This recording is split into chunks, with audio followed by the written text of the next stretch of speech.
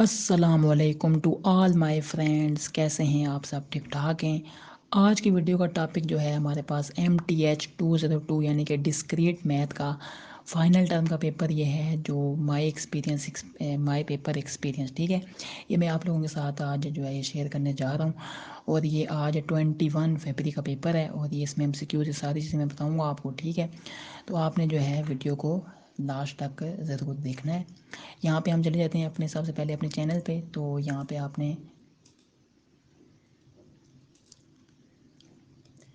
यहाँ पे मैंने एक अपनी वीडियो बनाई हुई थी MTH 202 की, ये वाली। तो ये वाली आपने जो है लाजमी, अगर आपने नहीं देखी हुई तो ये आपने जो है लाजमी देखनी है वीडियो। ठीक है, ताकि आपकी अच्छी जो है वो MCQs की अच्छी तैयारी हो जाएगी। उसके बाद सवालात भी जो है मैं लेके चलता हूँ आपको।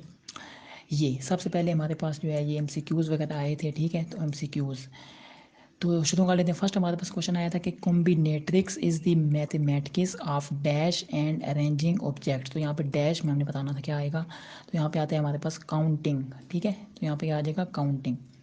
नेक्स्ट हमारे पास टू क्वेश्चन आया था कि a tree diagram is a useful tool to list all the logical possibilities of a dash of events where each event can occur in a finite number of ways.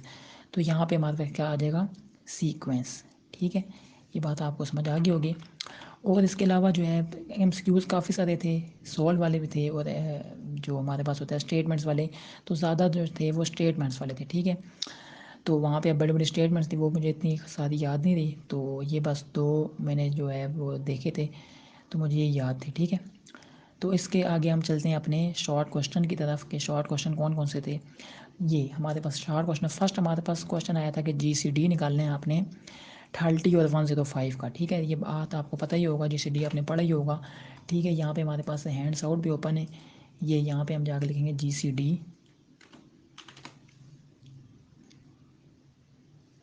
तो ये इस तरह का यहाँ पे हमारे पास ना, जैसे यहाँ पे लिखा हुआ 330 और 156, इस तरह हमने GCD इसका फाइंड करना था। और ये जो ये होता है ग्रेटेस्ट कॉमन डिवाइजर, यानी कि यहाँ पे सबसे आखिर कौन लेके है 6, यानी जीरो आंसर किससे है 6 से, तो वो हमारे पास क्या हो जाता है GCD हो जाता है। तो ये हमारे पास इसका एक ये वाला सवाल आया था कि 30 और 105 को अंदर रखेंगे, 30 से डिवाइड करेंगे, तो करते करते करते ज़ीरो लेके आना है जो सबसे आखिरी, यानी कि डिवाइड करेगा। जैसे 6 यहाँ डिवाइड कर रहा है तो 6 क्या होगा इसका GCD होगा। तो इस तरह ये आपने करना था। नेक्स्ट हमारे पास के प्रूव करना है आपने मैथमेटिकल इंडक्शन को। ठीक है, तो यहाँ से हमने इसको किया कॉपी। इसको आपने खाली प्रूव करना था कि क्या होता है। दो स्टेप होते हैं इसके, एक बेसिक स्टेप होता है, एक इंडक्टिव स्टेप होता है। ठीक है, वो सिर्फ आपने लिखने थे, स्टेप के नाम आपने लिखने थे। ठीक है, यहाँ पे क्या है 170 नंबर पे है, तो यहाँ पे हम चले जाते हैं 170 पेज पे, 170। ये आपने बताना था सिर्फ कि यहाँ पे हमारे पास बेसिक स्टेप होता है PF 1 2।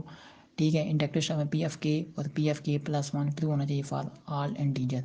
तो बस ये आपने ये समझो प्रूफ हो गया था, कोई वैल्यू नहीं दी हुई थी। ठीक है, सिर्फ आपने जो है इसी को बताना था कि कितने स्टेप होते हैं और क्या क्या इसमें करना होता है, बस यही वाला इसमें बात थी। ठीक है जी, नेक्स्ट हमारे पास क्या था, वेरिएंस निकालना था एक्स और FX का पूरा टेबल दिया हुआ था, पूरा टेबल इन दिया हुआ था एक्स भी और FX का भी। तो हमने क्या निकालना था, वेरिएंस। वेरिएंस का फार्मूला आपको पता होगा। यहाँ पे हमने इसको, यहाँ से हमने इसको किया कॉपी और इसको यहाँ पे ले जाते हैं एंड आउट में, यहाँ जाके किया पेस्ट।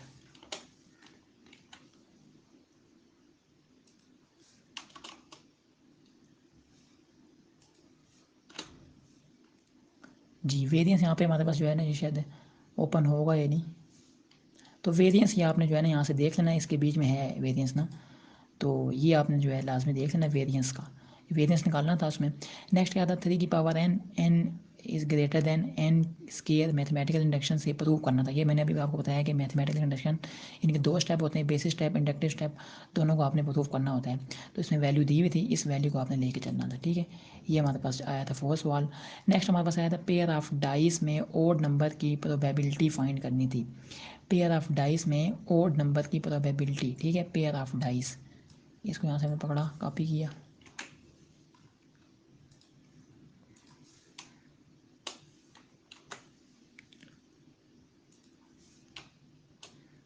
ये हमारे पास जैसे ये है ना, ये पेयर ऑफ डाइस ये आ गया, ये हमारे पास ये पूरा सवाल है। तो वहाँ पे क्या था हमारे पास, यहाँ पे हमारे पास ओड नंबर की जो हमारे पास आया था ना, ओड नंबर, उनकी हमारे पास वो निकालनी थी हमने प्रोबेबिलिटी। ठीक है, तो तो यहाँ से आपके पास ओड नंबर वाली है, ये लिखी हुई है ओड नंबर ओकर, ठीक है। तो इसकी आपने जो है ओड नंबर वाली निकालनी थी, तो ये आपने यहाँ से देख लेना है, ये वाला इसका पार्ट यानी आया था, ओड नंबर का बताना था जी। ये हो गया। नेक्स्ट हमारे पास क्या था कि पी यानी कि परमुटेशन 5 3 निकालना था और परमुटेशन 5 5 निकालना था, ठीक है। ये भी आपको पता ही होगा। यहाँ जाते हैं, यहाँ जाकर लिखते हैं परमुटेशन, ये परमुटेशन हमारे पास आ गई किस नंबर पे, 218 पे, ठीक है। यहाँ से लिखेंगे 218 ये किया, ये आ गया परमुटेशन आपके पास, ठीक है। ये परमुटेशन यहाँ पे आ गया हमारे पास। जैसे यहाँ पे हमें दिया है ये, इससे सामने वहाँ पे हमें 2 वैल्यू दी हुई थी और उसको हमने निकालना था। यहाँ पे कहते क्या है परमुटेशन, ये हमारे पास परमुटेशन है, ठीक है। इसको हमने लेके चलना था। यहाँ पे हमारे पास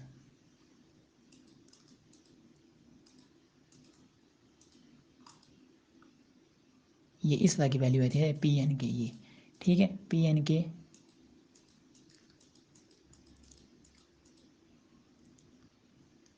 ये वाला था, ये देखें यहाँ पे क्या दिया हुआ है P42, वहाँ पे हमारे पास सवाल में क्या था 5 3 और 5 5, ये हमने फार्मूला लगाना था और ये इसका हमारे पास आंसर आ जाना था, ठीक है।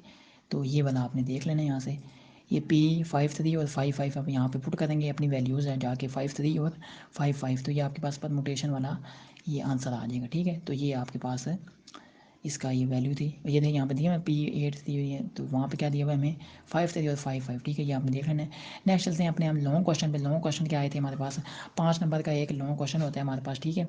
तो यहाँ पे हमारे पास पहला लॉन्ग क्वेश्चन था, GCD निकालना था, फाइंड करना था 300005 और 78, इस वाली वैल्यू को हमने रखना था अंदर डिवाइड के और इससे हमने डिवाइड करना था, करते जाना था जब तक वो यानी कि डिवाइड के नीचे जाके ज़ीरो ना आ जाए, तब तक हमने करते रहना था। तो फिर वो जो आखिरी वाला आएगा वो उसका क्या होगा, GCD होगा।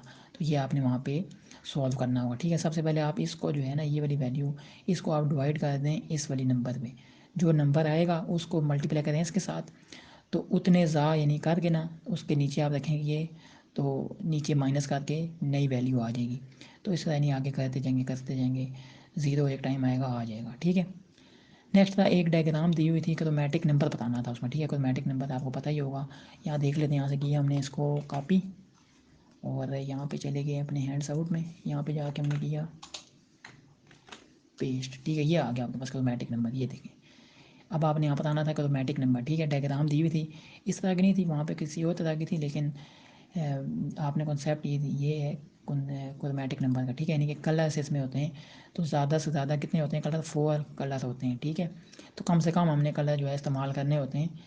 तो ये इसमें बात थी, क्रोमेटिक नंबर यहाँ बताना था हमने, तो ये बात थी सारी इसमें, ठीक है। जैसे ये हमारे पास दिया है ना, ये रेड है, तो यहाँ पे हम रेड इस्तेमाल नहीं करेंगे, ब्लू कर देंगे। यहाँ पे रेड नहीं इस्तेमाल करेंगे क्योंकि यहाँ पे रेड है, ठीक है। तो यहाँ पे क्या करेंगे ग्रीन, फिर यहाँ पे ब्लू कर लेंगे, यहाँ पे ग्रीन। तो ये कितने इस्तेमाल हुए, रेड ग्रीन ब्लू, तो इसका क्रोमेटिक कितना नंबर हो गया 3। इसमें कितने हुए 1 2 3, 3 कलर इस्तेमाल हुए, तो कितना हो गया 3। तो इस तरह आपने जो है बताना था, और ये लिखा हुआ है chromatic number of a simple planar graph is no greater than 4, 4 से बड़ा नहीं होता, ठीक है। MCQs के लिए आपने देख लेना है। नेक्स्ट है 2 ग्राफ दिए हुए थे, पूछा था कि क्या ये ग्राफ बाईपार्टाइट है या नहीं, ठीक है।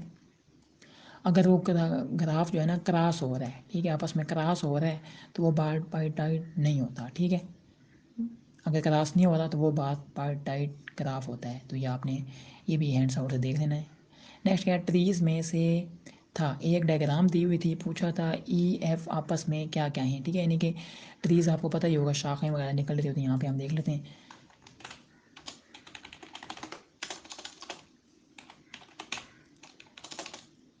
ट्रीज ये आ गया आपके सामने, ठीक है। ये जैसे ये ना शाखाएं ऐसे आगे निकली थी, ठीक है। यहाँ पे हमारे पास कितना गया ट्री, ये आ गया आपके पास ट्री वाला, ठीक है। ये इस तरह पूछा हुआ था। अब जैसे ये V4 है, इसका पूछा हुआ था V7 क्या है, यानी इसका क्या बच्चा है ये, ठीक है। V7 यानी कि V6 और V8 यानी इसका क्या है, V6 और V8 क्या है, V7 क्या है अब्बू है, पेरेंट है, V6 और V8 क्या है बच्चे हैं। अब पूछा हुआ ये था कि V6 और V8 ये दोनों, इन दोनों को क्या कहेंगे हम, दोनों क्या हैं आपस में सिबलिंग्स हैं, भाई हैं, ठीक है। तो ये था आपस में क्या है, सिबलिंग थे, ठीक है। नेक्स्ट पार्ट पेरेंट का बताना था कि पेरेंट क्या है, नाम मेंशन थे, तो वो आपने नाम को बता देना था कि ये नाम ये है, ये नाम वो है, ठीक है। तो ये भी हो गया। नेक्स्ट हमारे पास अगला पार्ट आया हुआ था नेक्स्ट में इंटरनल लीफ का बताना था उसी डायग्राम की हेल्प से, ठीक है। तो ये नहीं, ये इसमें सवाल आए थे, ठीक है। आसान आसान सवाल थे, एमसीक्यूज़ थोड़े से मुश्किल थे, बाकी सवाल आसान ही थे, ठीक है। तो ये हमारे पास वीडियो थी। नेक्स्ट वीडियो में मिलेंगे आपके साथ। अगर कोई कमेंट करना है, आपने कोई मसला परेशानी, लाजमी कमेंट करके पूछिएगा सवाल। अस्सलाम वालेकुम रहमतुल्लाहि व बरकातहू।